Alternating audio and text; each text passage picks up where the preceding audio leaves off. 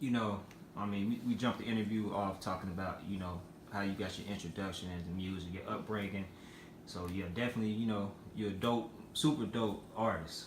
Appreciate it. But you know, rap artist. But aside from that, you a super dope. Or I know you were. I don't know if you still are. You consider yourself also a spoken word artist. But talk about just that poetry side. You know what I'm saying? Because they kind of go hand in hand, rap and poetry to a certain extent.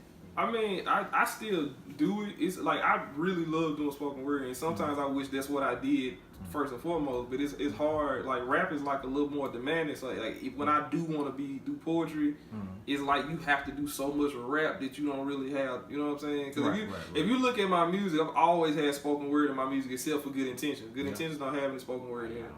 But every album I ever put out has some type of spoken word. The Ghost don't have spoken word. It got the little thing at the end, but that's an old video. You do. Yeah. I was about to say, on the last song. But I didn't record. That was from like 2008. Okay. You know what I'm saying? So I didn't really put.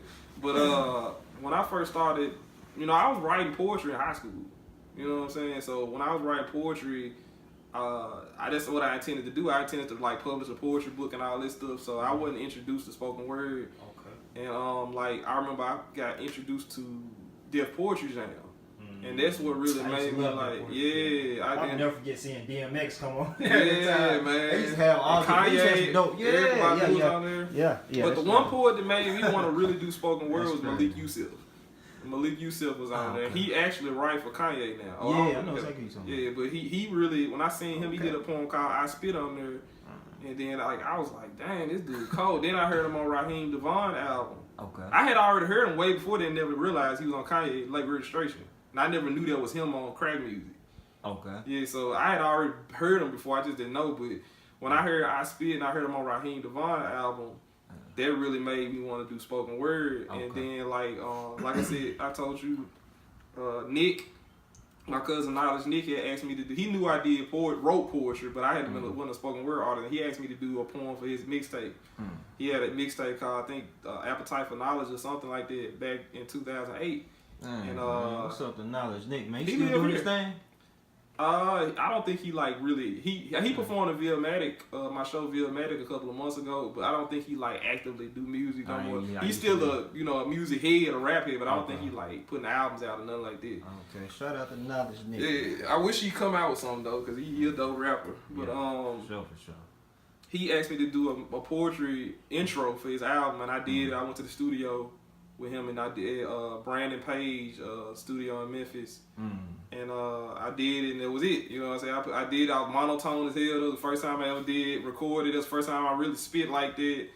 And it's two parts to it. There's a studio and the stage. The studio, this is what happened in the studio, and that happened. So when I came back home, I went on Nick MySpace page, and then after I went on Nick MySpace page, I went on Brandon Page and my homie Quake's page, and they had this song. Nick had a song called Higher Ground. All of them was on the song together, and I was listening to it. The beat was hard, and I asked Nick. I said, "Hey man, let me get on the song." And you kind of laughed and be like, "You gonna rap?" I'm like, "Yeah, I'm gonna rap on there." And so I went to the studio and I put my verse on there. And the engineer, he was like, "You come back anytime you want." So after I rapped, he didn't do that with the poetry. He was like, "Whatever." I asked him how much he charged. He was like $25 an hour. But then when I came back and rapped, he was like, "Oh, you can come back anytime for free." Ain't that something? And I was like, "Dang, for real?" I came back and after that, that's when I really started recording rap. I started recording my own stuff outside of stuff for Nick. And then around that same time, my homie AT Chill, he was hitting me up about an open mic in East Memphis at Starbucks. Man, around what year are we talking about? All of this is 2008. 2000, okay. It's saying literally all of this stuff is happening at the same time. Okay. So he hit me up. He was like, "Man, you should come do some of your poetry," because he knew I wrote poetry in college. We went to college together. Okay. And I'm like, "Man, I'm not finna recite my poetry, man. Like, I'm not, you know what I'm saying? Like, it's in front of people. It's one thing to do it in the studio, like one time, but it's like." And he kept on asking me to do it. So I finally went. And I got to the Starbucks over there on Winchester in East Memphis. And it was an open mic, and I met Fat Mac. And I met a lot of poets out there. And the Hardface and all of them. And I did my poem. I was like shaking. I was scared, man. I was doing it. And then after I got through, I did the poem from Nick's mixtape. The poem I did on his thing. Fat Mac was like, man, after the show, he was like, "Man, you a dope lyricist, but you need to learn how to perform. And from that point on, I rolled with Fat Mac. Like I came back and did a poem. It was inappropriate because there was a family-friendly event and I didn't know that. And he was like, "You need to go to Euphoria." He had another show downtown at Euphoria, and I came out there, and I started performing. It was like 5 people there. You know what I'm saying? And then from that 5 people, we grew. He recruited some other new poets like me, AZ Truly, AT Chill was in it, Rhetoric, Sleepy P, all of us, and we grew Hypelife super big for it was like 5 people there to like 200, 300 people there. So for the people who may not know, what's Hypelife? Hypelife was it's called Hypelife Marketing, but it's a marketing. It marketed artists in 2008, poets, rappers, singers, painters, everything. But what it was mainly known for was a spoken word artist. And it was like we did open mics all over the city. We went out of town to perform spoken word. It was like a really big deal at that time. Like it was a big deal. So, and I personally feel like at that time, me and Allison AZ Truly were the most popular poets at the time. And the first time they did a feature for artists in Hypelife, the first one was AZ Truly, and then the second one was me. And it was a really popular thing, man. Like, and I always tell people, man, I was blessed because a lot of artists don't get to start at that platform, on that platform. Like, you know what I'm saying? Like, when I became a rapper, I already was known for spoken word. So it was like, even though people didn't look at me as a rapper, I still was known enough to where people would give me a chance. Like, you know what I'm saying? Like, I was very blessed to have that platform. A lot of people, they just be in their room. People don't take them serious. You know what I'm saying? I started off, like most people start here. I started here because of the platform that I had. You know what I'm saying? Okay. And I never realized it till later on when I started meeting artists myself. When I became the bigger person, not bigger person, but like the person that had a little bit more knowledge about stuff, I realized like, dang, I was blessed. Like, you know what I'm saying? So take us.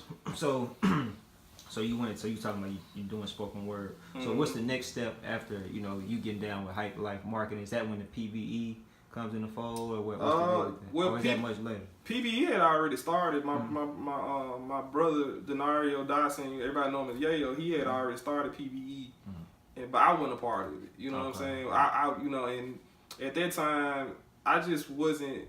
And I know, Fat Mac know I respect him, and I know he wouldn't mind me saying this, but at that time, I really wasn't feeling the direction of Hypelife at the time, because it was started as this, and it ended up this.